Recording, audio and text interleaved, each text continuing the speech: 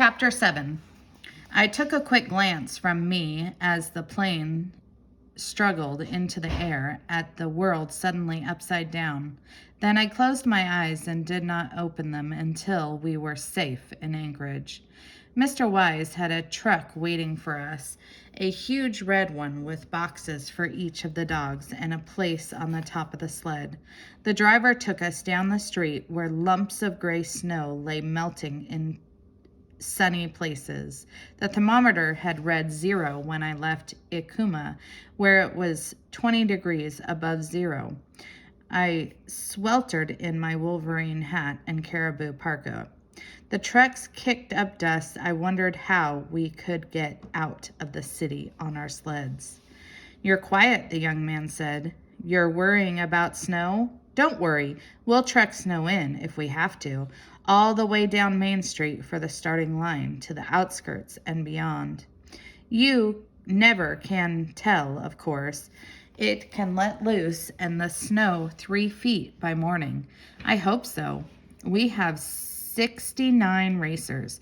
If it doesn't snow, we've got a lot of snow to haul." He took us to a field where the driver and their teams were camped. There were more dogs than I had ever seen in my life. There must have been 1,000 camped in the field. We unloaded the sled and took the dogs out of their boxes and chained them to the truck. They set up a howl for supper. All the dogs in the field were howling for supper. They made a dreadful din. I had a cooker that used charcoal, and I made a hot fire. I put charcoal in the bottom and sprinkled in with blazo.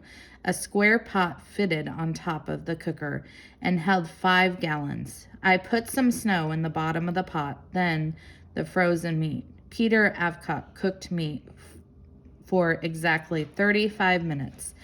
I did this also.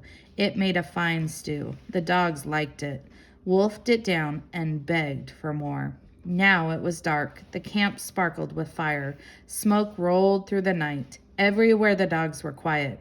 I got into my sleeping bag and curled up in the sled. I was too excited to sleep. There were 4 days more before the race began. I spent part of the time going over all the things the rules said I must carry: an axe, snowshoes, a hunting knife, a flashlight, and a sleeping bag. I had 6 extra batteries for my headlamp. Mr. Wise had bought me a watch with a dial that glowed in the dark. I saw that my clothes were all in shape. I had 2 parkas, a long one for the cold, a short one for when I was on foot running with the team, and 2 light parka covers. I took inner and outer deerskin pants, 2 sealskin blouses, a pair of muleskin, and a pair of softer boots to wear under them, a pair of gloves, and a pair of mittens. My hood was trimmed inside with Wolverine, a fur that does not freeze. For the dog, I had more than 1,000 boots to keep the snow and ice from cutting their feet. Often I had to change their boots every 40 or 50 miles. The boots were tough, made of canvas and sewn with fishing line. I had enough food to last me to the second checkpoint at Rabbit Lake, where the plans would be drop more food. For the dogs, a mixture of frozen caribou and salmon in a small package that were handy to put in a cooker. For myself, corned beef hash and canned fruit. Also some Eskimo ice cream, which we made by taking reindeer tallow and a little seal oil and heating them hard, adding water and oil until everything is fluffy. Then you put in some cranberries or strawberries, any kind of berries. It is a wonderful treat. Hunters take it with them when we go out on the ice. I noticed that some of the drivers had a mat made from automobile tread hooked on the back of their sleds to slow the team down. You simply stood on the mat. It was better they told me, than a brake or a hook. I found a piece of thread, made a mat out of it, and fastened it to the back. I polished the runners and went over the gangline and all of its fastenings. The steel hook on the brake were a little worn. I borrowed a file from a driver who had camped near me and sharpened them. The driver was an Eskimo from Fox Island, far north of Nome. He was short and broad, and when he walked, he looked like a bear. "Oteg?" he said, giving his chest a thump, speaking Eskimo. "That is my name." His eyebrows were white, and his skin was the color of caribou hide. He had small black eyes and that were set far back in his head. He squinted at me, and I saw nothing but 2 black slits. "You look like my youngest daughter," he said. "Her name was Pani." "What is your name?" "Bright Dawn," I said. "Pani died 1 day long ago. Too bad. She was a pretty girl. Now I have only 9. He counted the girls on his fingers and said their names, but I caught the name of only one of them, Nuna. "I am an old man," Oteg said. "I give my daughters good advice. They do not listen to me. Do you listen?" "Sometimes." "Have you raced this race before?" I shook my head. Oteg knows much about the race. "I have run it 3 times. One time I came number 12. One time I came 10. One time I did not finish the race. There was a moose on the trail one night near Ophir. The moose came out of the trees. I walked into my team and killed 3 dogs. Sad. Look for moose. They are a big danger. And on the trail, moose, and the times that you cannot see the trail, you get yourself lost." He glanced at me out of his small black eyes to see if I was listening. "This time I run better," he said. "Who knows? Maybe I come first." His eyes glinted. "Where will you be?" "I don't know, but I think about it every moment." "Think more. The race is won by thinking. Think about what you will do the first day. Will you go fast? Will you go slow? My team is fast. Then I will give you advice. You like advice? Good. Slow the first day. Let the dogs lope. Let them walk. We draw numbers from the start. If I start first, catch up. If I start later, then I'll catch you. It snowed hard in the night, a foot of powdery crystals. Chapter 8. The drawing was held 3 nights later.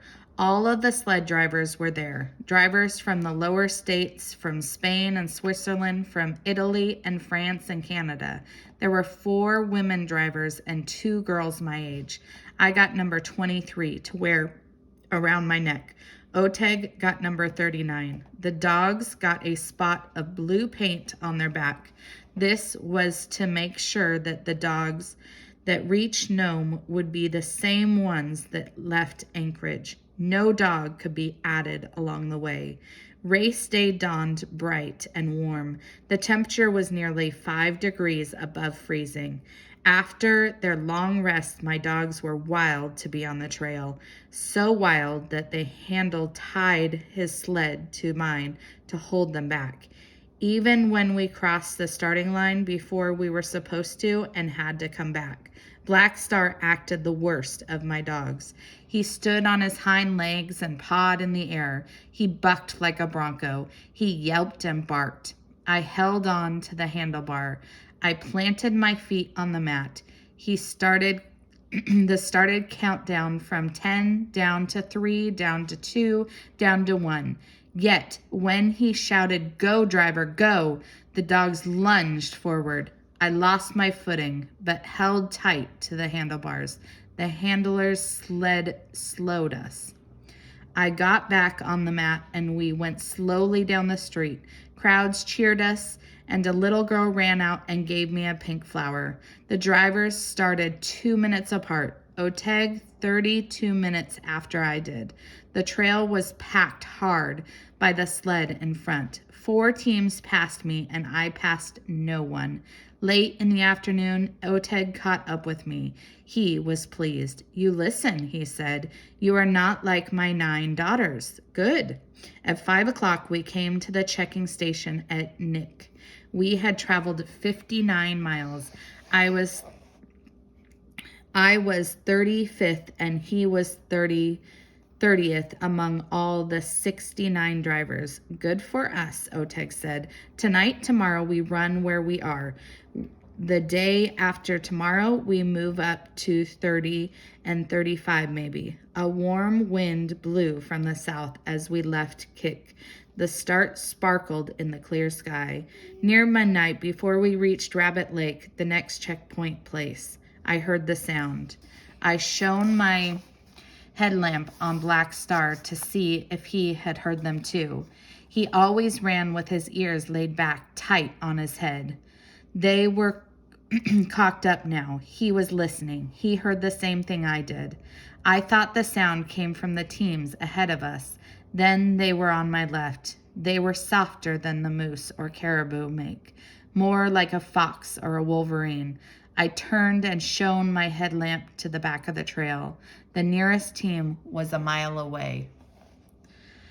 There were no more sounds, but Black Star still ran with his ears cocked up, listening. The sky clouded over. The wind shifted to the north and blew bitter cold. I put on my heavy parka and my mittens, which were warmer than my gloves. When we came to Rabbit Lake at 2 o'clock in the morning, many teams were already there, camped on the hillside. After we checked in and picked up the food from our plane had dropped, we traveled for a half an hour and made camp. It's no good to stay at the check station, Oteg said. This way, there's no fighting among the teams, and so the dogs get more rest. I stalked out of the team and cooked them their supper of meat and salmon. Oteg shared his supper with me. It was a string of herring eggs and 6 candlefish the size of my little finger. The wind blew hard and was very cold. I asked him if he had heard animals stalking us before we came to Rabbit Lake. They could have been wolves, but I never saw them. No, you can't see the wind, Oteg said. The wind has no head, no body, only a voice. I heard the sound. So did I. It was King Raven. He was disguised himself and became the wind. He wishes to cause trouble. Oteg went to his sled and came back with a handful of small, sharp knives. They were carved from yellow walrus tusks and tied in a bunch with a sinew. I had seen their like before. They were called weather cutters. Many people in Akuma owned them and believed that they could change the weather by cutting it into pieces, just as they wished it to be. Oteg did a dance in the snow. He shook the bundle of knives above his head and muttered, "Wind who blow cold from the north, we've had enough of you. We do not wish to freeze, and soon we must travel fast. Speak to your sister, South Wind. See that she replies." Sleds were passing us. We harnessed the team and set off on the trail to Squinta. Before we had gone far, the wind had not buffeted us during the night died away. Near dawn, in the darkness of the night, I heard the sound once more. At dawn, while we were moving amid tangles, brush, I caught a glimpse of the animals traveling in was a pack of wolves. The leader was a white with a dark yellow mark on his face. Suddenly, Black Star brought the team to a halt. I shouted, "Go!" He did not move. I walked down the line of dogs and shouted again. Still, he did not move. He threw his head back and closed his eyes. A chill sound came from his throat.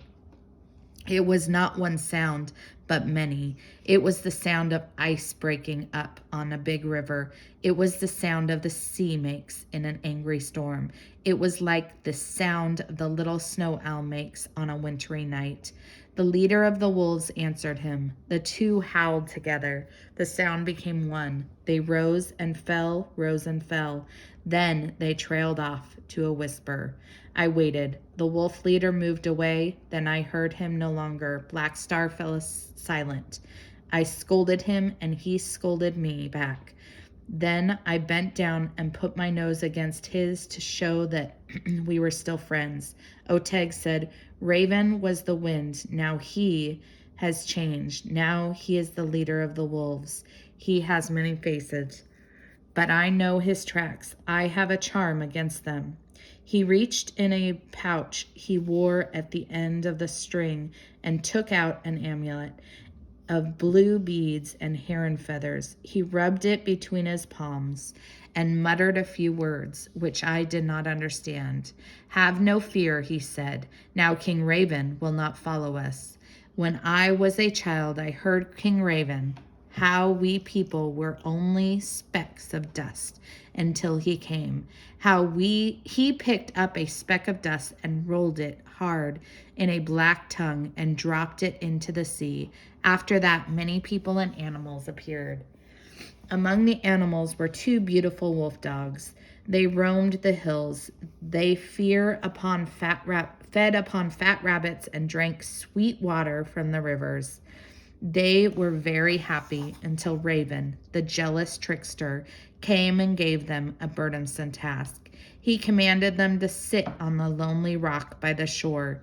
He took them to bark lonely twice each day and make the tide flee. Thus, every day the sea has two low tides forever.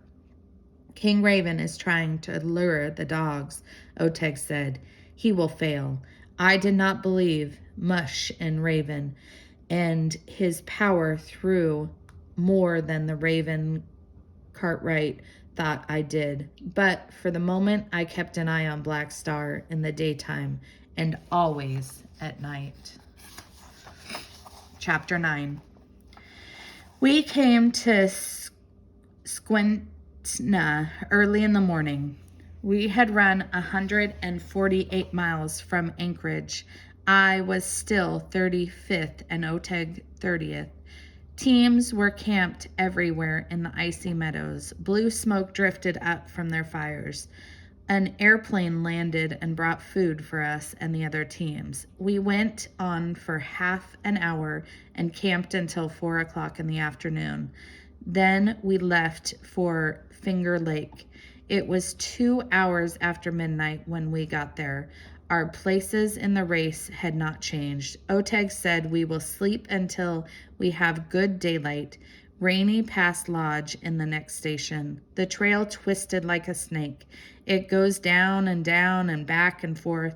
It is the most dangerous part of the trail. You can go over the bluff and fall into Happy River Gorge. We go rapidly until we get there. Good, I said. I am tired of poking along.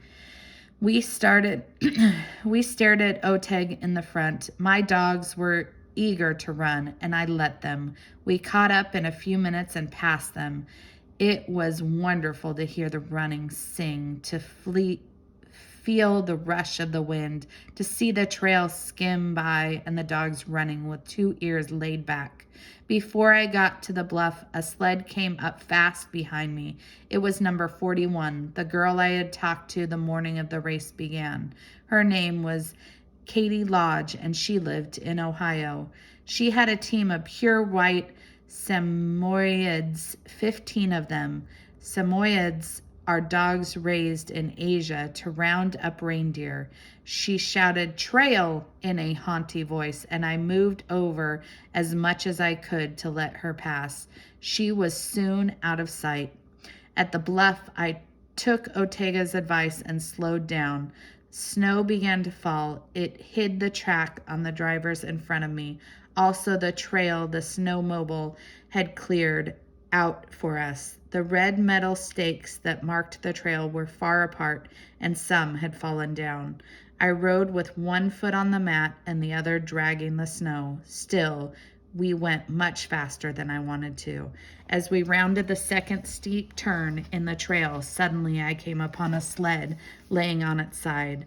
The dogs were tangled in the harness. I jumped off and shouted, "Whoa!" at Black Star, but our heavy set sled ground on. As I passed the wreck, as the girl stared helplessly at me, Black Star veered off the trail and brought us to a halt against the snowbank. We were on the very edge of the bluff. I looked straight down and saw the banks of the frozen river.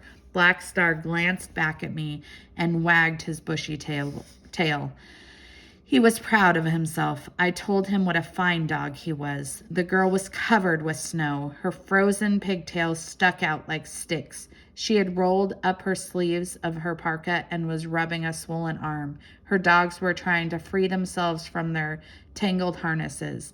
She was too dazed to help them. After I straightened out her team, I went over to the sled, which was teetering on the edge of the bluff. Her sled weighed no more than 30 pounds, a beautiful racer barely 2 feet wide and 6 feet long. It had a fold-down seat over the runner. I picked it up and set it on its trail.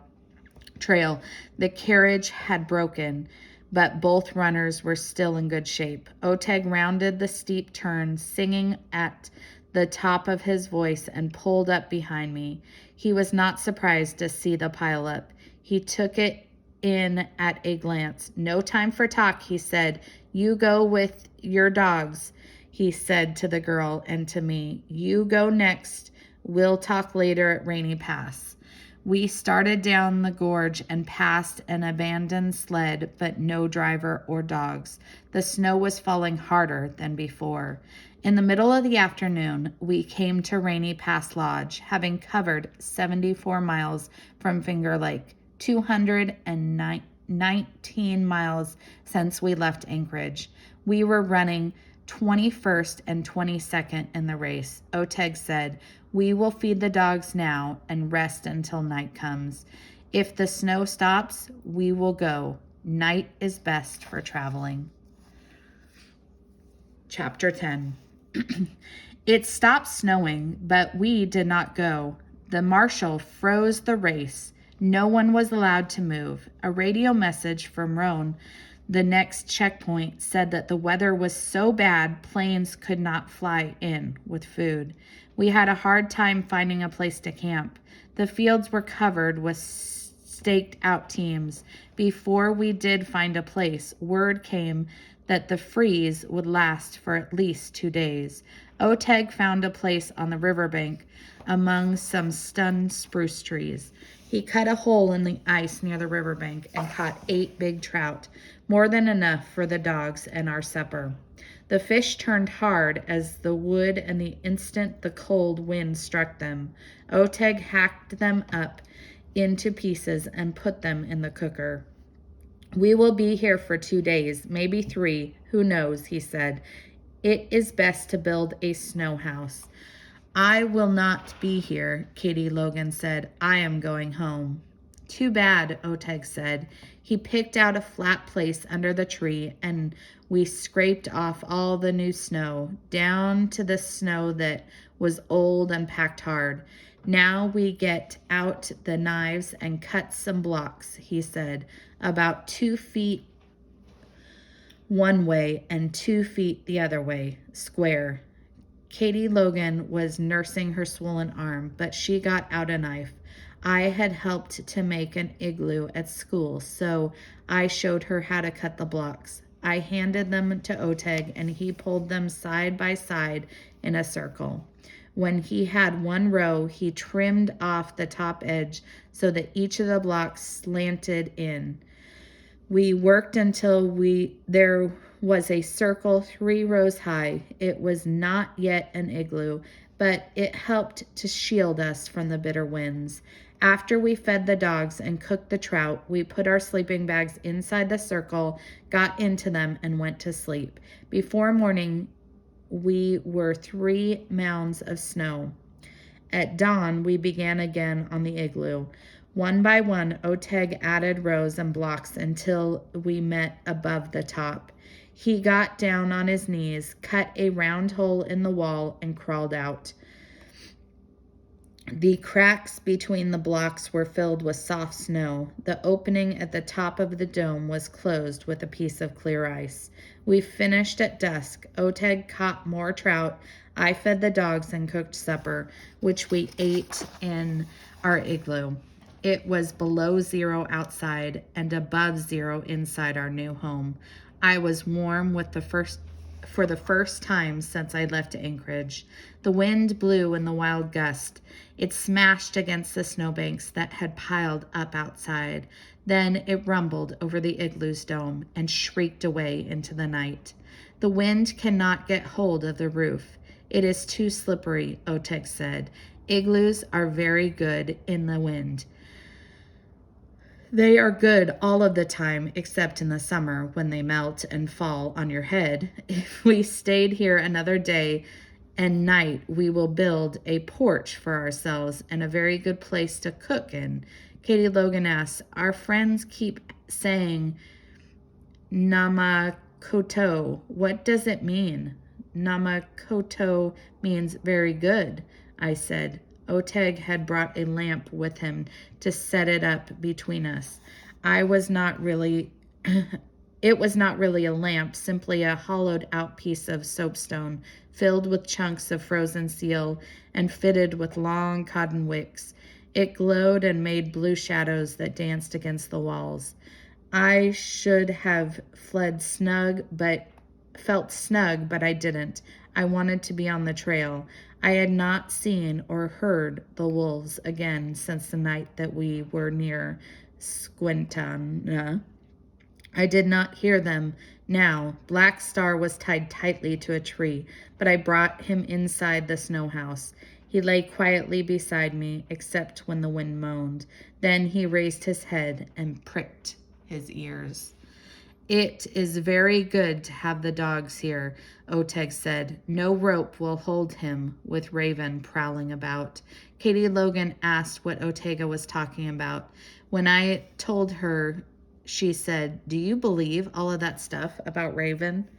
Not when the sun is shining, I said, but on nights like this, I wonder. Somehow Oteg got Katie Logan's sled through the door. He took off the handlebar. Then he began to wrap the sinew around the places where the sled was broken. The wind had shifted from north to east and blew harder now its gusts. With Raven about, we are lucky to have such a strong snow house, Oteg said. I feel sorry for this Raven sometimes. I remember what a poor beginning this fellow had. At first, when he was only a speck of dust and people were only stones. He was the smallest bird that ever lived. Believe me, he was no bigger than a melon seed, and he had a voice like a small mosquito. I translated everything Oteg said. One day the Great Spirit visited the earth to look at the creatures that he had created. Walking through a village at everything, he heard people singing the sunset song. The trees were filled with the birds of every color, but none of them were singing. All were silent, listening to the sunset song. Why do the birds not sing? The Great Spirit asked. Because they do not have voices, the people said. What a terrible mistake, the Great Spirit said. At once he called all the birds together. Hundreds, thousands of them came from everywhere. The darkened sky, they made thunder with their beating wings. At dawn, he said to them, you are to fly as high as you can. When you reach your limits of your strength, then you will find your voice. The birds who flies the highest will find the most beautiful voice in the world and return to earth to sing the most beautiful songs. Raven, who was no bigger than a mosquito and sang like a mosquito, knew that he had no chance to fly high. So he thought of a scheme. He hid himself in an eagle's tail. Eagle flew higher than any of the birds, but just as the Great Spirit was about to give him the most beautiful vase in the world, Raven crawled out of his tail feathers and flew even higher. Then something awful happened that he had not imagined. The lamp began to sputter. Oleg put in 2 chunks of frozen seal. Then he put a big handful of tea leaves in a pot and began to work on the sled again. "What about Raven?" I asked him. "You were saying that something awful happened to him." "Oh, yes, it was awful. When he got back to Earth, he found that the Great Spirit had watched him all the time. He had seen Raven crawl into the eagle's tail feathers. 'Raven,' the Great Spirit said, 'you are a cheat, so therefore I will give you the most beautiful voice in the world. I will not give you the most beautiful voice in the world. Instead, your voice will be the worst. Ka, ka, ka.' Oleg poured tea for us. It was so black and bitter I couldn't get it down. He drank mine, then 3 cups more, then ate the tea leaves. Then he smacked his lips and looked content. I wondered if he had come to race the Iditarod or just to tell stories and have a good time. It stopped snowing during the night, and the gray dawn was quiet, but drifts were piled high against the doorway. Katie Logan and Oleg were fast asleep. I had to dig a tunnel to get out of the igloo and attend to the dogs. They were buried in the snow. Just their noses showed. I dug them out, walked them around, and fed them. By the time Oleg was up, he looked at the clear sky. "Very good," he said, smiling. After he had fed his team and I had fed Katie Logan's, we went to the station. The drivers were voting whether to stay or leave.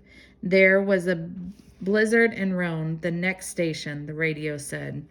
The vote was divided. Half of the drivers of those still left in the race voted to stay, and half voted to leave.